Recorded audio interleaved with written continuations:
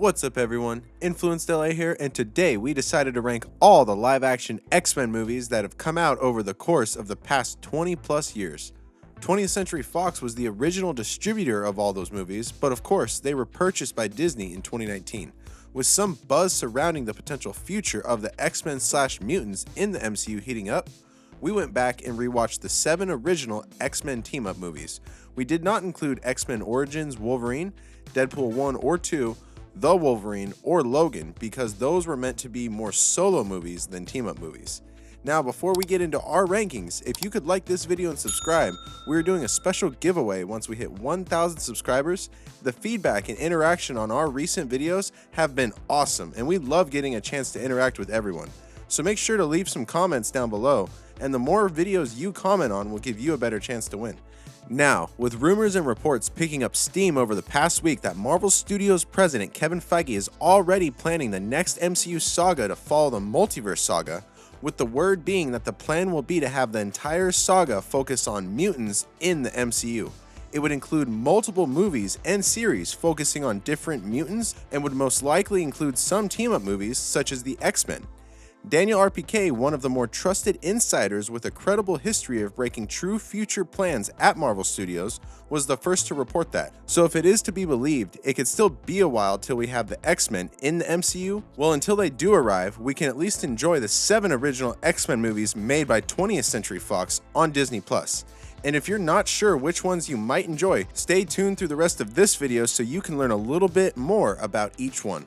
Kicking off our rankings at number 7 is X-Men. The movie was released in the year 2000 and was the debut for the mutants in live action. Time has not been kind to it in terms of aging, as most of the effects and stunts are very hard to watch compared to what we are accustomed to today. However, with signature performances by Patrick Stewart as Professor X, Ian McKellen as Magneto, and of course Hugh Jackman as Wolverine in his Hollywood debut no less, the movie proved to be a building block and was a success by all accounts, as the studio was eager to make more following the first. And ending the movie the way they did, of course, set up the sequel nicely, but the story contained within the first movie sees Magneto trying to turn all of humanity into mutants as the government starts to zero in on mutant segregation. It really gives that nice division on who to side with, but all in all, the time of its release is what ultimately makes it come in at number 7, simply for the way the stunts and practical effects are executed.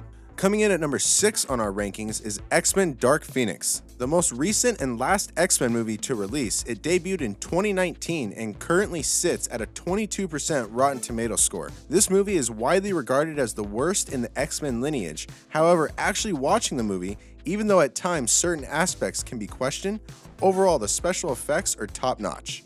Also, with this now being the 4th movie for James McAvoy as Professor X and Michael Fassbender as Magneto, we are treated to some of their best performances in the franchise, especially when Jean Grey and Magneto clash.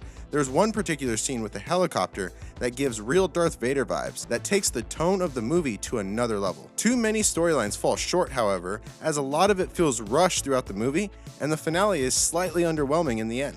If not for really great performances from a few actors and really cool special effects, minus Mystique's makeup, that was horrendous. This movie might have been our lowest ranked, but all things considered, it comes in at number 6.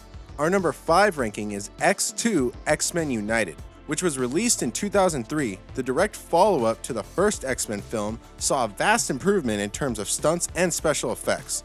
While also balancing multiple storylines better than they did in the first one, they also even have us rooting for the unlikely team-up of Magneto and the X-Men, as the true villain of the film, William Stryker, is trying to use Professor X's powers to kill all mutants. There's also a couple of other cool plot points that connect Stryker to certain X-Men characters, like Wolverine. All in all, this movie was a very solid entry and a great way at the time to continue world building for the X-Men. Our number 4 ranking is X-Men Last Stand. Released in 2006, this was the culmination of the original trilogy, a movie that sees the best visual effects and stunts to date at the time, followed by a story that really ties everything in this iteration of the X-Men together very nicely. The most emotional movie out of the original 3 as well, as we see a lot of sacrifice in this one, with a big battle at the end culminating in the fate of the world, where Magneto is leading an army of mutants against the X-Men and the government. It is one enjoyable ride. and introducing the concept of mutants having a choice to decide whether or not to be cured was one of the more interesting plot points to watch play out. It was a great way to end the trilogy.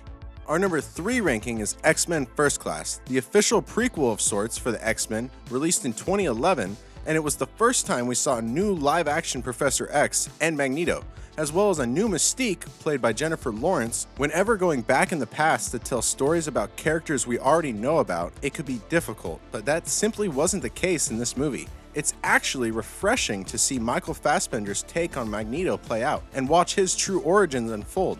It's awesome to see James McAvoy as a young Professor X with hair. It's fun to see the origins of Beast Boy and how he came into the fold. Also, the story include the actual events of the Cuban Missile Crisis and how the X-Men were involved. We see the origins of Cerebro and even how Professor X becomes paralyzed. All in all, a ton was thrown into this movie, while still trying to keep that strong X-Men lore present. And by all accounts, at least for us, they nailed it. Winding down our rankings, we have X-Men Days of Future Past from 2014 coming in at number 2.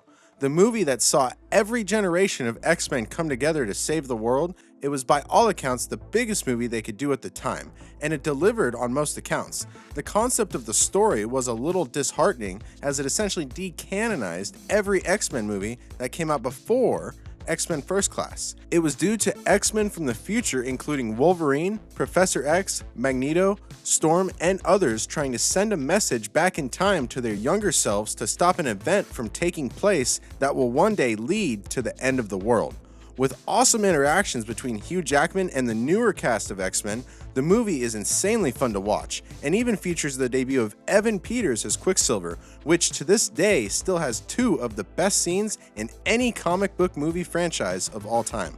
With a compelling plot that keeps you on the edge of your seat, Days of Future Past could easily be your favorite X-Men movie, or with it destroying previous X-Men canon, it could be your least favorite.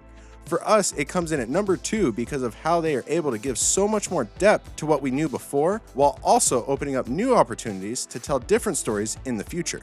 And wrapping up our rankings, coming in at number 1 is of course X-Men Apocalypse, which was released in 2016. Now of course it's debatable, as are any of our rankings, but for us, X-Men Apocalypse is the best X-Men movie to date. Its big scale stakes and world at-risk story was the most enjoyable out of any of the iterations. It centers around this ancient mutant named Apocalypse who wants to enslave their world, but once he learns of Professor X's powers, he sets his sights on absorbing that, so he can control every single person in the world. We see the second most iconic scene of Quicksilver in this movie too, as he races to save everyone from the X-Mansion as it blows up. The big climax at the end is awesome to watch as the X-Men face off with Apocalypse. The individual storytelling of Michael Fassbender's Magneto in this one movie alone is one of the sole reasons this movie is number 1 on our rankings. Outstanding performances by the other cast in this movie as well solidifies its place and should have been the last X-Men movie to date, especially with the way it ends. But sigh, Dark Phoenix had to go and ruin it. And that's our X-Men movie rankings. What are your thoughts? Do you have a different order? Tell us how you would rank them in the comments down below. Be sure to like this video and subscribe, and don't forget to ring that bell notification so you can stay updated and not outdated.